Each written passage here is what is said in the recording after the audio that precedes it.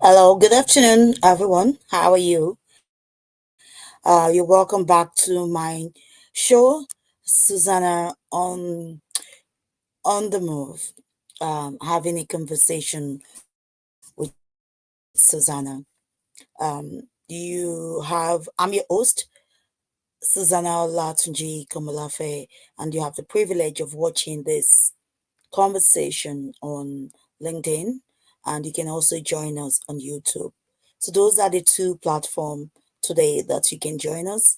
Um, if you're on LinkedIn, please can you share with other people if you're watching us live on LinkedIn, and if you're on YouTube as well, you can also share with other people. Now, don't forget if you're on YouTube to subscribe to the channel. Just click on the subscribe button so that you can always come live when we come live. You can always get a notification that we're live and you can join us. Yeah, we're going to continue our conversation on conscious bias. um I think this is going to be the fourth episode that we're doing, and we stopped on the conversation around the three key aspects of conscious bias. What are the key aspect of conscious bias? And we pointed out that we're going to talk on three different type of that key aspects, which the first one was gender, the second one is race, and the third one is religion. I'm going to kickstart today with race and touch base on that and have start our conversation around that. So let's get into it. Now, I want to say that conscious bias, that this today we're talking about the shift in terms of equality at place of work. There's so many things in terms of race that we can talk about. We take it step by step, but not to forget go into the conversation space. Um, you have the opportunity to drop your questions there. And if you want to join me live as well, you can let me know through the comment space and we can bring you live into the studio. And then we can, in the conversation, you can join us on the conversation. So go into the comment space and please drop your comments, drop your questions as we go along. So um going back again to the topic for today, unconscious bias, the intentional shift in equity at work. So what is that? And focusing on uh, gender, our gender. So what is conscious bias? Just to remind us again. While the unconscious bias refer to automatic hidden prejudice we all owed, conscious bias is the revolutionary steps. Um, and when I say revolutionary step, is about us being aware and intentionally choosing to take accountability for our mindsets and how we choose what we choose after becoming aware of our biases. So, what in essence I'm trying to say is that um, it is important that we become conscious bias is all about being aware, taking accountability, Like I said, the word accountability is going to be repetitive throughout this process. So it's about being aware, it's about being accountable, taking accountability of our mindsets and how we choose to become aware of our biases. So become aware of your biases. Know that you have this. Take accountability for how your mindsets of how you think and how you control these and how you use it relates within your own community, at place of work, everywhere you find yourself. So it's a move. It moves us from being passive subjects of our condition to active architecture of inclusion. It's not about just achieving a bias free of states. It's about setting a goal, setting a goal um, that we can act against biases, even and especially when it is uncomfortable. So what we are saying is that what are you talking about? When we come to talk about conscious bias, these are uncomfortable conversations. But making that decision to engage in those uncomfortable conversation.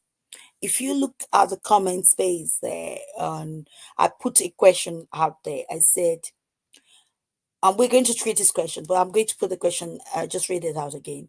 So when last have you made a conscious choice to interrupt a racial bias in a professional setting? And repeat again, when have you made a conscious choice to interrupt a racial bias in a professional setting? What was the outcome? And I would like you to share your thoughts in the comment space. So, what we're saying is that when have you gone out of your way to do this? And if you've done that, what was the outcome of it? And if you can share that thought with us in the comment space, either on LinkedIn or on YouTube channel, you can do that for us. So the core principles. So let's talk about the core principles: awareness without intention, action is so again, what are the core principles that each of us need to become relatively aware of? What is this principles that we need to be the core principles that we need to be aware of as individuals, in our places of work, in our homes, in our community? What are these core principles that has to do with conscious bias? So I said awareness without intentional action is performative. When you become aware without, being intentional, taking an intentional action, it becomes performative. Performative, that is just performing, it's just an act. And that is not where we want to go with things. When we are moving away from the unconscious bias and moving into that space of conscious bias, we don't want this to be about performance. We don't just want it to be about ticking the boxes in the places of work. We want this to be actionable. That when we said accountability, actionable, taking action, accountability and actionable. Um, so conscious bias is where accountability lives. It is the space where accountability lives. It is a place where actionable act lives. Taking action, not performance, taking action, acting on the things that you're really talking about and doing this. So we're going to talk about some key aspects of these core principles. So let's say conscious bias is a race in a race, is an examine race through the lens of conscious bias, require us to move beyond simply acknowledging that racism exists. It is about moving away from that. It demands intentional action in the face of known racial disparities and stereotypes. It does demand. that we become intentional. Action in the face of known racial disparities and stereotypes. So, taking action, we talk about accountability and we're talking about being actionable, taking those action.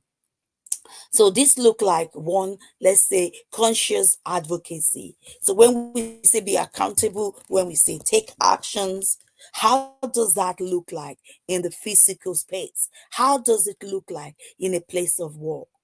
How does it look like in your homes? How does it look like in a social gathering? When you're in a social gathering, when you're having conversations,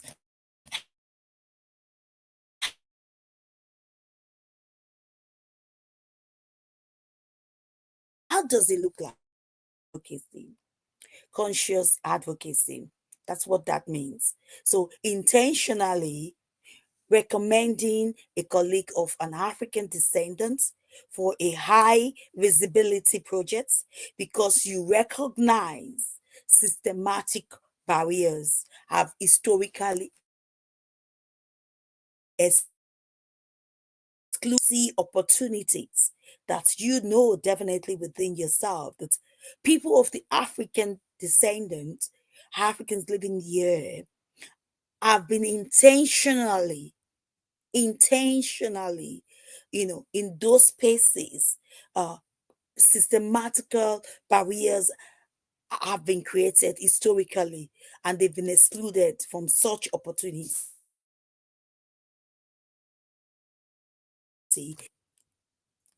for that. Those are one of the core principles we want to see. That's one. Again, we talk about conscious amplification, conscious amplifications.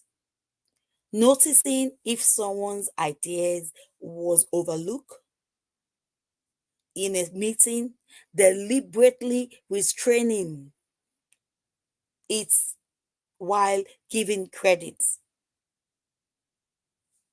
to build on. Let's say you have a colleague within in your workplace or in a social gathering, there's a conversation going on.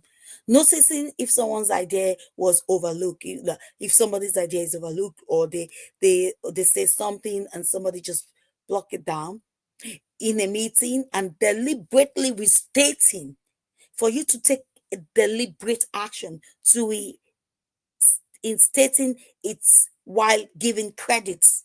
You say it and then you give credit to who said it, to say, oh, for example, just for me to build on what Dele has said.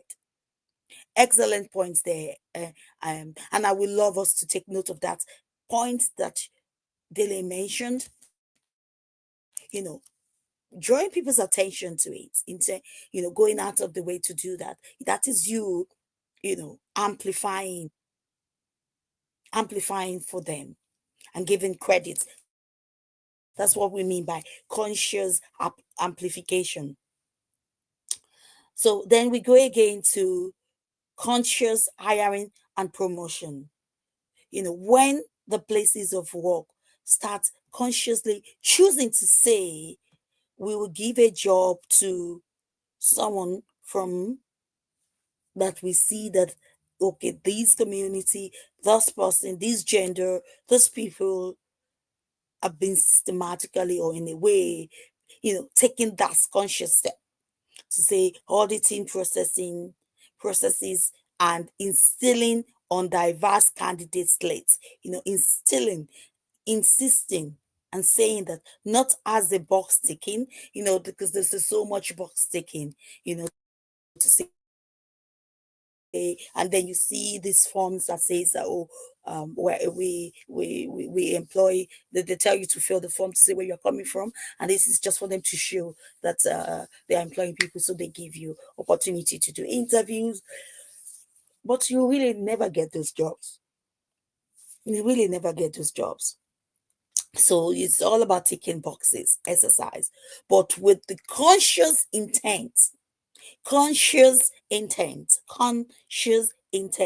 to disrupt homogeneous network that perpetuates racial inequal equality equates equity, that perpetuates it, racial inequity. So the importance of doing that, the importance of doing that,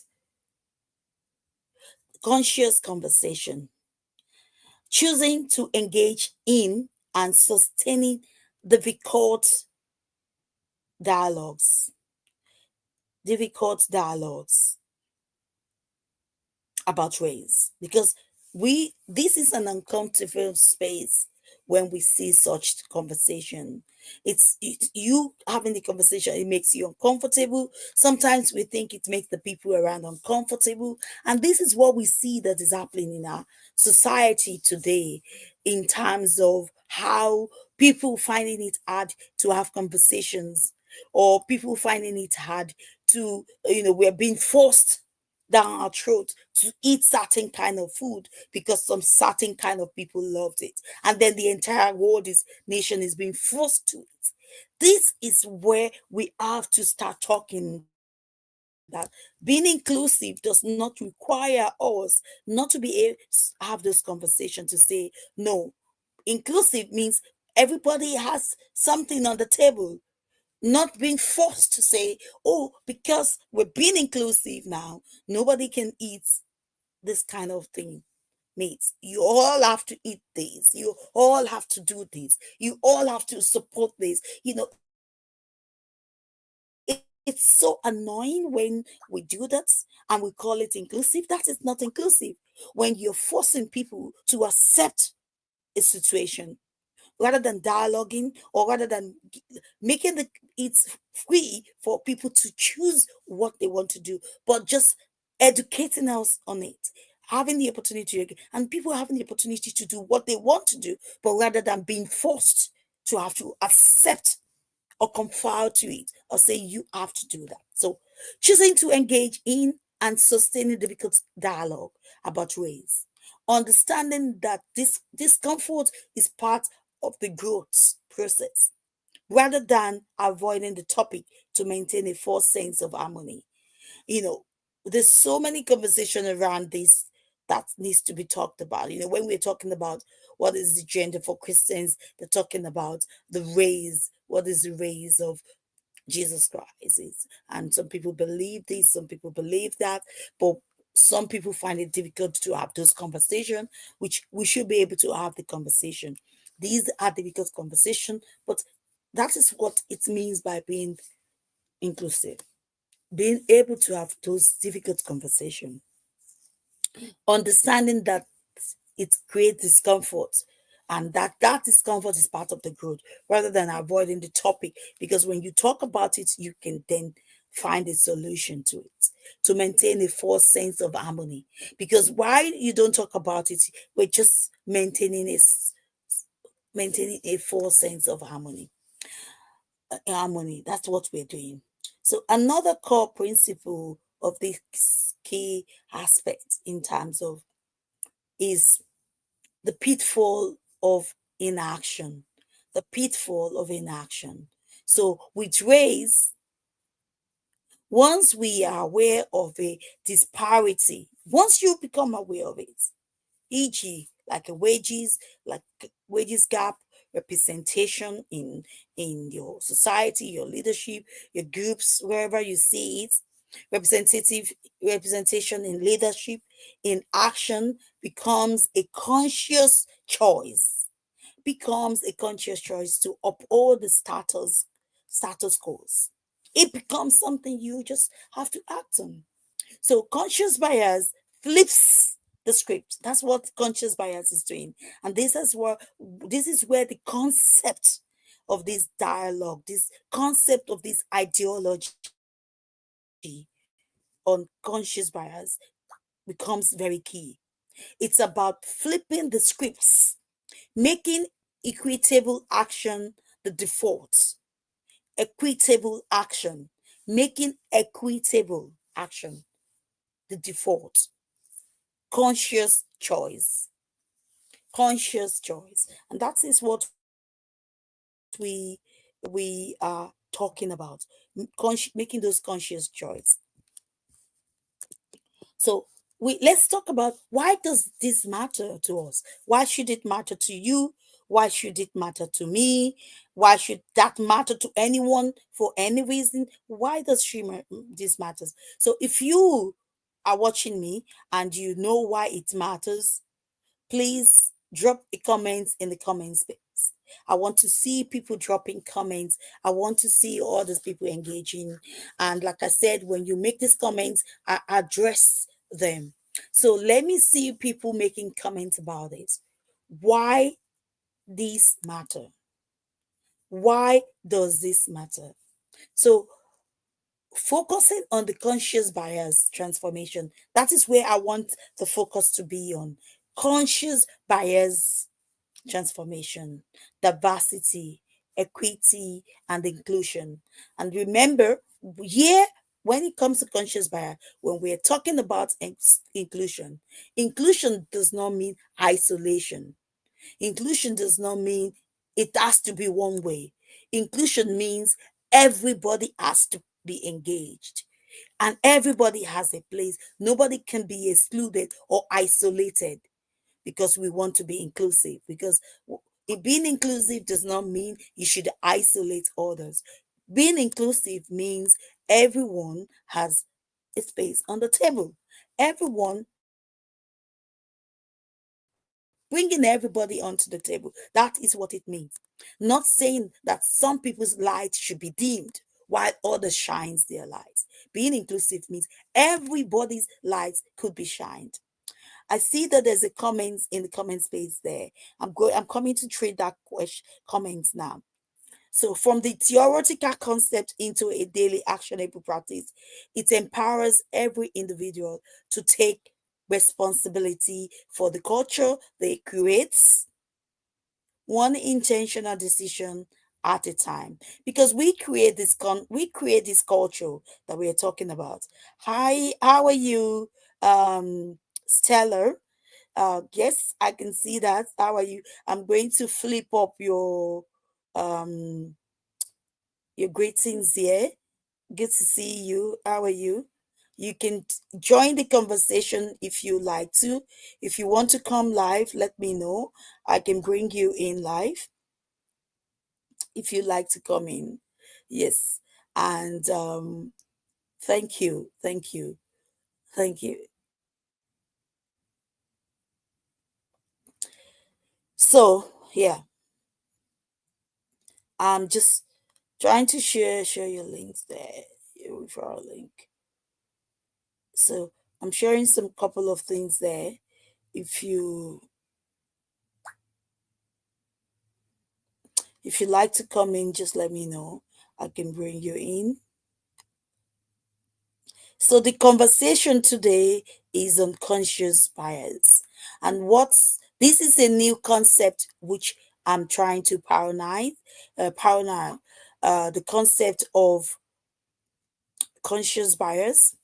Um the need for us to move away from unconscious bias and to focus really on conscious bias. It's an ideology that I'm trying to concept that I'm trying to pioneer and bring to light and start having conversation around these difficult conversations that we fail to discuss on how can these help with racism? How can this change the whole idea of racism? We have in the comments there, wherever you're joining us, a link that could allow you to join us in the studio. If this is something you would like to, um, you're welcome to join us.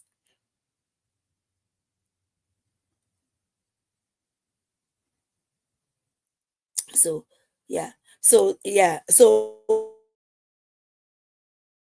we're talking about the whole idea of why this matters. Why does it matter? Why does conscious bias transformation? Why does it matter? Why do we have to become intentional? Why do we need to become intentional in the decisions that we are making? Why do we have to become intentional in this? So we said focusing on conscious bias transformation. This is where area where we are focusing on. Why is it? Why does it matter that we have to focus on these when we talk about diversity, when we talk about equity, and when we're talking about inclusion? From a theoretical concept into a daily actionable practice that we do on a daily basis. It empowers every individual to take responsibility, and that's what we're doing, taking responsibility. There's another word that is coming out to us, taking accountability, actionable act. We want you to intentionally become actionable, taking action, not just saying things, but practicalizing it and putting this into action on a daily basis. So these are the words that is coming out to us for the culture that we have created. We create this culture, and because we've created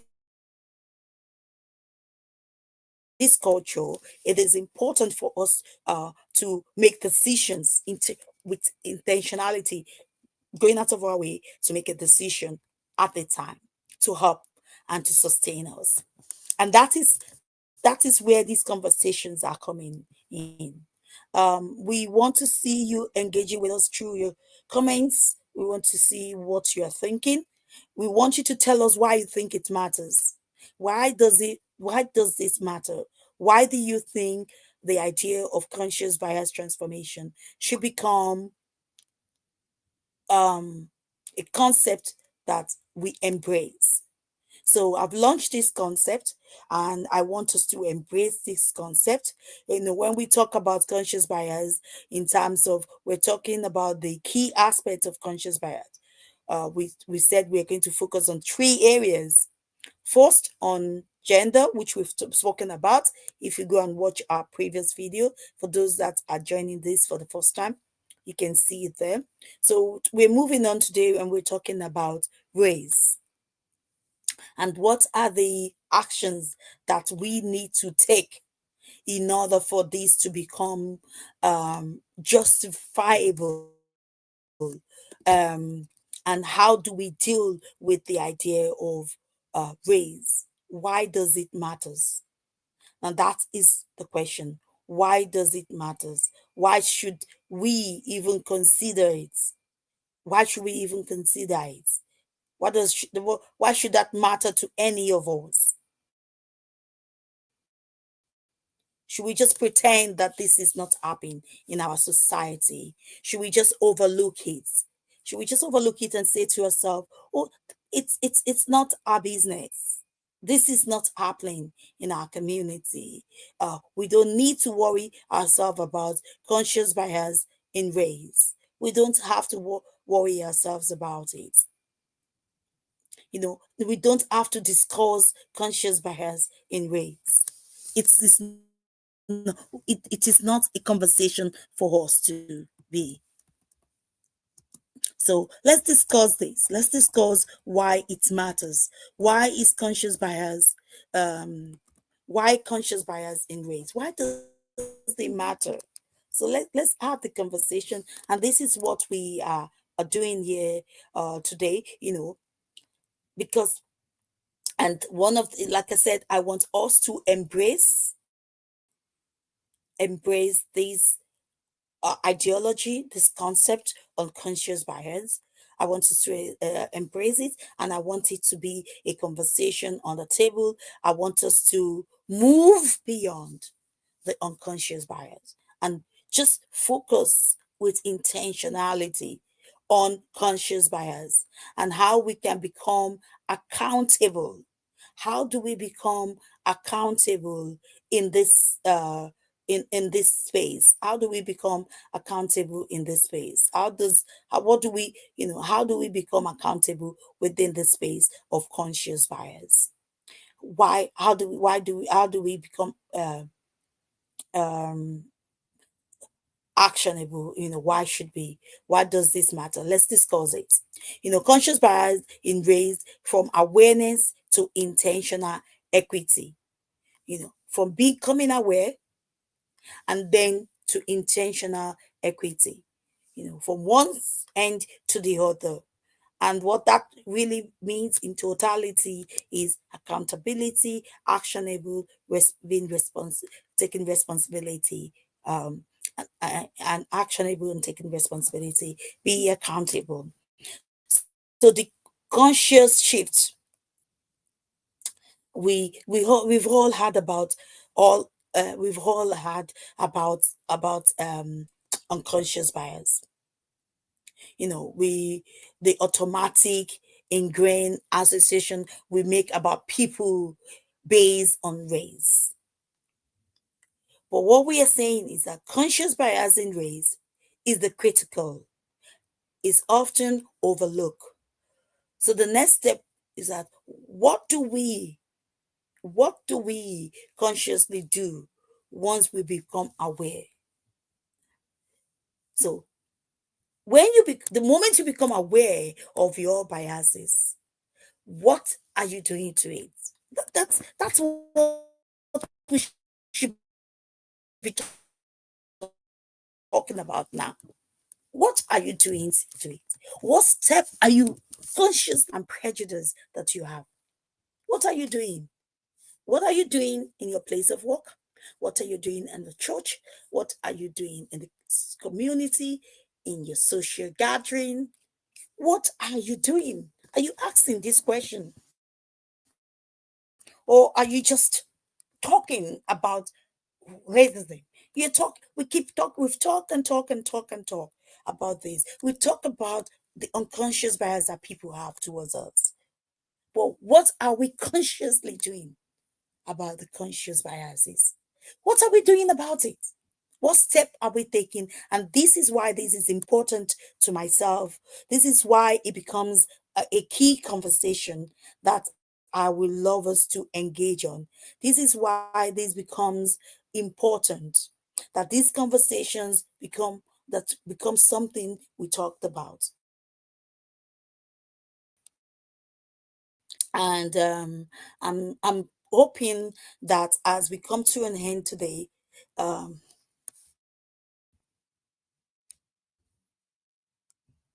yes, thank you very much, Stella. Uh, it is a very good topic today to discuss, and thank millions, Stella. Thank you very much for your comments. It's Yes, it is critical. I'm going to feature your comments on the live stream. So it's a very good topic. It's an ideology, it's a concept that I'm introducing, and I've started this journey.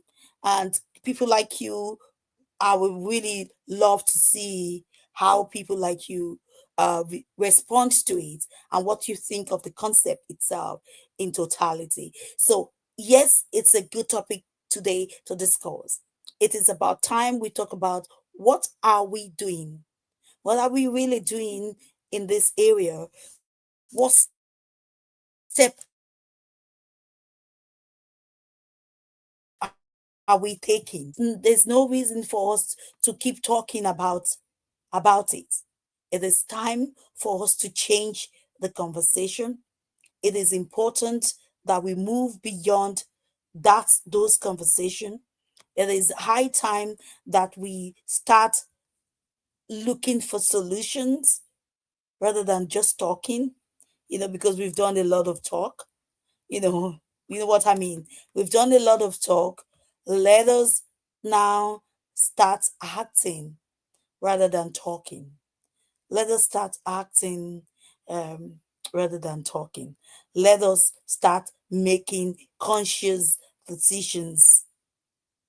Let us start making conscious decisions. Let us start shifting away from this conversation around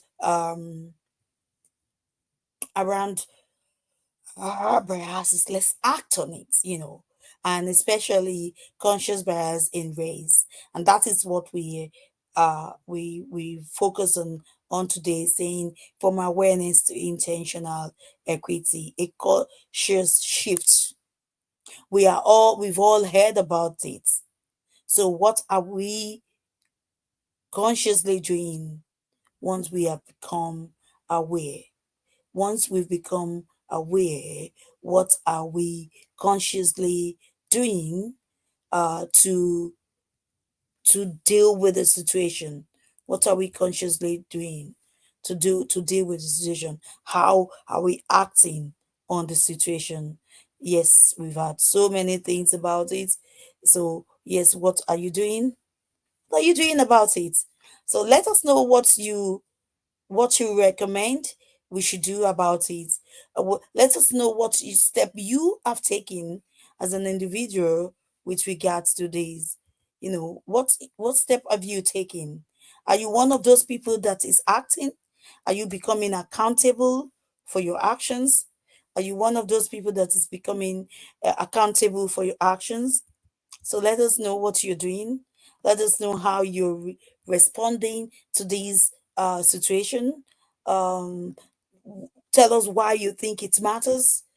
If you believe it matters, tell us why it matters, and do that through the comment space. You have the opportunity to do that through the comment place. So as I leave you today, the question I want us to all talk about is that what do we consciously do since we become aware?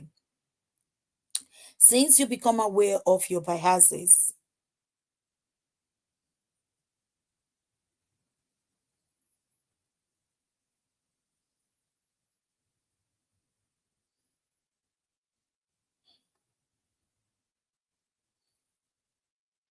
since you become aware of your biases, yes, what are you doing?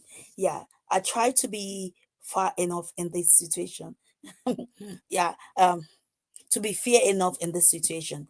Yes, it's good to be fair, but the question, if you one of the things I wanted to do, yeah, totally I am, to go beyond just being fair, because I know these conversations are conversations that are very critical. I understand that this conversation is uncomfortable.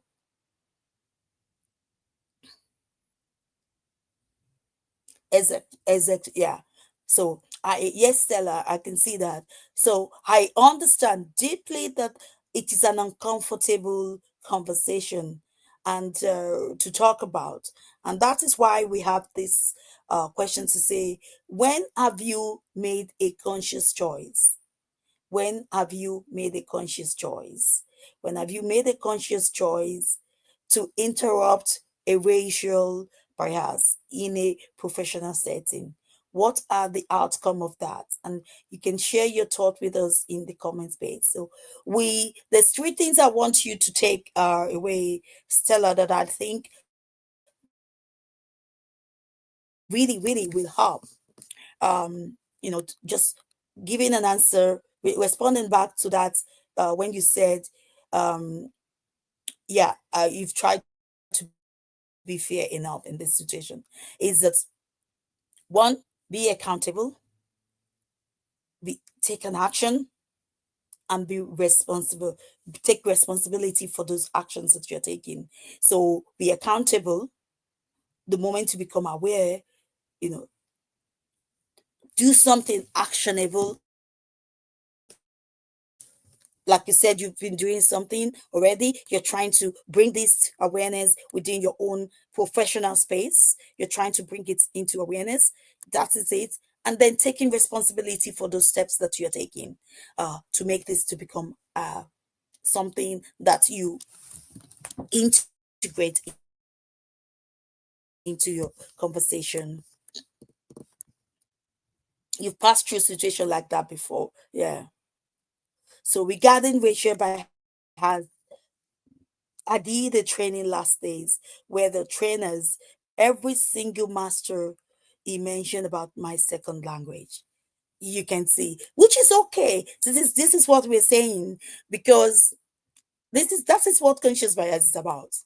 That is the difference between a conscious bias and an unconscious bias. Is that people, what you should do in this situation to say, yeah, now that you become aware that I have a second language, now that you've become aware of it, uh, of the situation, that is good.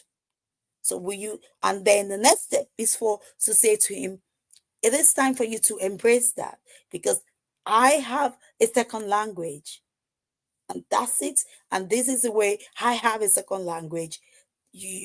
That is important for you to know that. And this will always be reflected in everything I do. Yes, you might see it that way, which is also good, because that's ways. But the most important thing is that you have to now see it as his own awareness. That is this is what he's becoming aware of. Is taking responsibility for it. You should make him take responsibility for that. That's now okay. I'm aware that you have a second language. This is who I am. It doesn't matter what I do.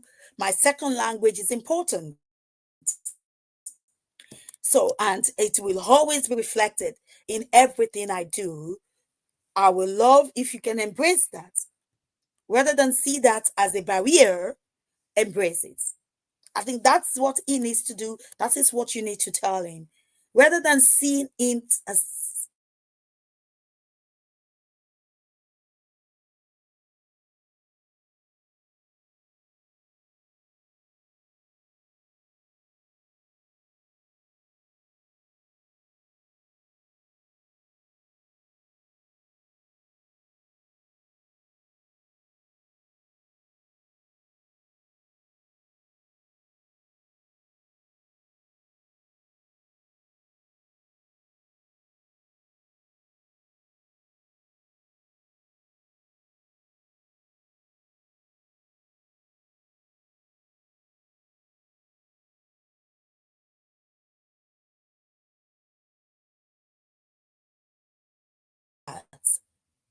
is about taking